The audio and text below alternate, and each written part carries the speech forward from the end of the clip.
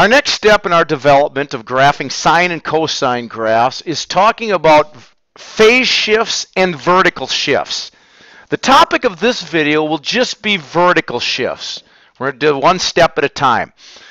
Now, we all know the general form of a periodic function. Please don't write this down, but you know it's y equals a sine b theta. That's what we've been covering for about the last week or so. However, when you take these graphs and translate them horizontally or vertically, they're going to act very similar to what all the other graphs and functions that we've talked about this year and how they behave. So, the general form of a periodic function where you move a graph horizontal and vertically would be a sine, and then we're going to have the b value, and then parentheses x minus h. You always know the minus h goes horizontally, and then the plus k part at the very end. Now, if you want to put this in brackets, you sure can, because that goes together. Now, that works also for the cosine function. The cosine function, the general equation would be the same, except obviously it would be for cosine. Now, some things we need to talk about. Obviously, the a value is still the amplitude. Okay? The b value is still the period. All right, now h. H is what is called a phase shift. Now, a phase shift is a horizontal translation of the graph. So it moves the graph horizontally, left or right. And again, it works the same way. If it's negative h, the graph will move to the right. And if it's a positive h, then the graph will move to the left. Those are called phase shifts, but those will be the topic of the next video. But what I want to talk about is the k. This is going to be the topic of this video. The k is a vertical shift of the graph, so it's going to move it up or down. And it works the same way as all the other functions this year. If k is positive, the graph goes up, and if k is negative, the graph goes down. However, there's going to be one new piece of information dealing with these vertical shifts, and that is this. Since you're moving the graph up and down, your maximum and minimum values are going to change. So therefore, write this down, please. Your maximum value will always be k plus the absolute value of a. And the minimum value will always be k minus the absolute value of a. And that's what we're going to use to label your graph. Sorry, I'm going to write that over. That didn't appear very good. Minus the absolute value of a. There you go. Minimum, maximum. Make sure you write that down. That's the only new topic really for this video. Now, we're going to do two examples. Here's example number one. So if you got a sheet of graph paper, go ahead and take that out. We're going to graph y equals negative 3 sine 2x plus 7. And remember, we're only going to focus on vertical shifts.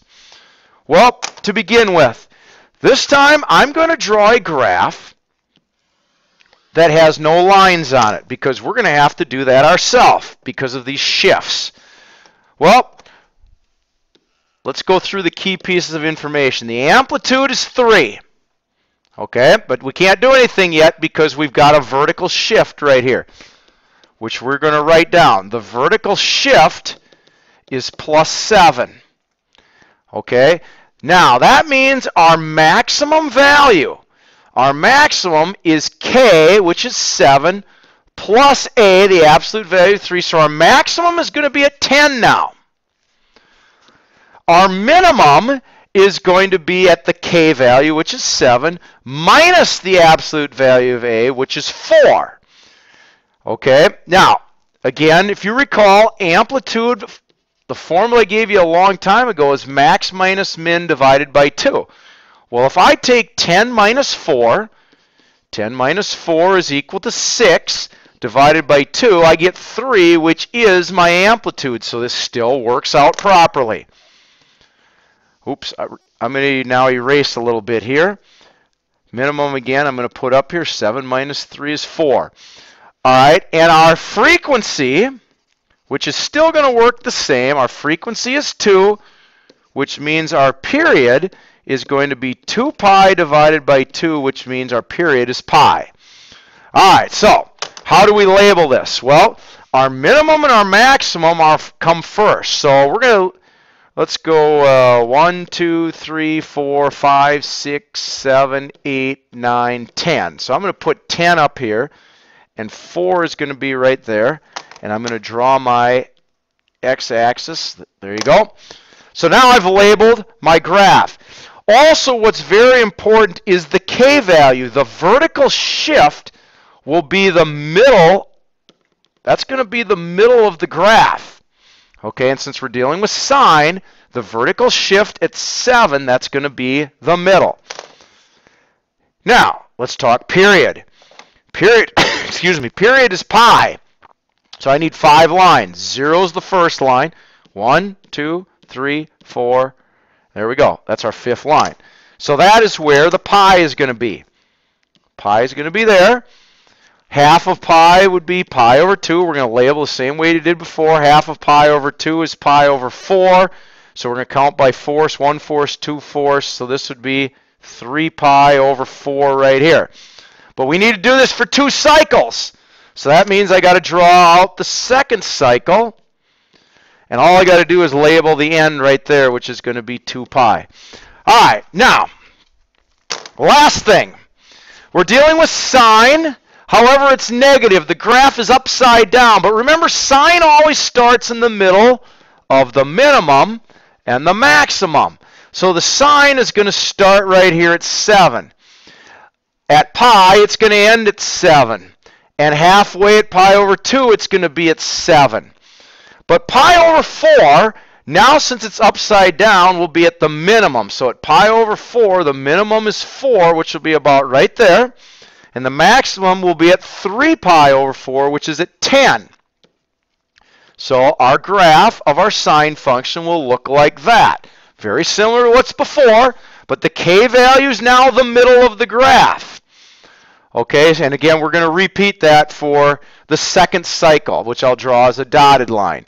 2 pi, halfway in between, and then right here it's at its minimum, which would be 4, and its maximum will be right here, which would be 10.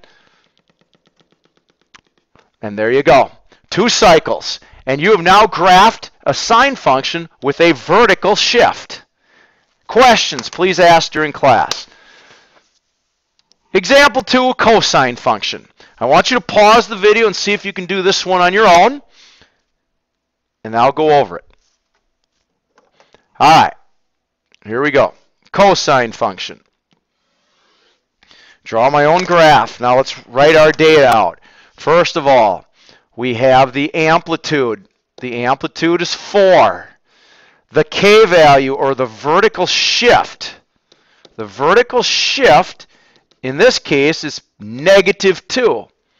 So now our maximum is then going to be -2 plus 4, which is +2. And our minimum will be -2 minus 4, which would be -6. Okay, and again, if you do max minus min, if you minus those two, 2 minus -6 is 8 divided by 2. Our amplitude works out, it's still 4. All right, our B value, our frequency. Our frequency is 3, which means our period is going to be 2 pi over 3. All right, good. So now we can label. On the y-axis, we have to go from 2 to -6. 1, 2. There's 2. And then -1, 2, 3, 4, 5, 6. There's -6. -3 would be right here.